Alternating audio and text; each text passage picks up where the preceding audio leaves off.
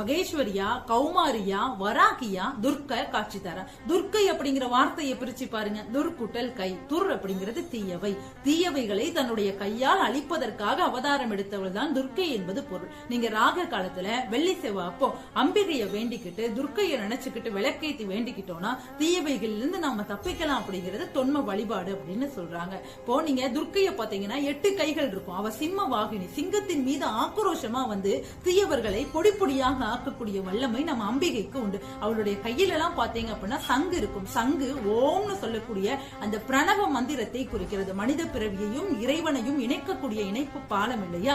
Will இருக்கும், ஆற்றலின் அடையாளம், வாள் இருக்கும், வீரத்தின் அடையாளம், சூளம் இருக்கும். செயல்படாதவை, செயல்படுகின்றவை, செயல்படக்கூடியவை என்று 3 நிலைகளையும் உணர்த்தக்கூடியதுதான் அந்த திரிசூலம். கையில தாமரப்பூ இருக்கும், மலராம இருக்கும். புகழும் வெற்றியும் மனிதனுக்கு நிலையானது அல்ல அப்படிங்கிற நிலையாமையை உணர்த்தக்கூடியதுதான்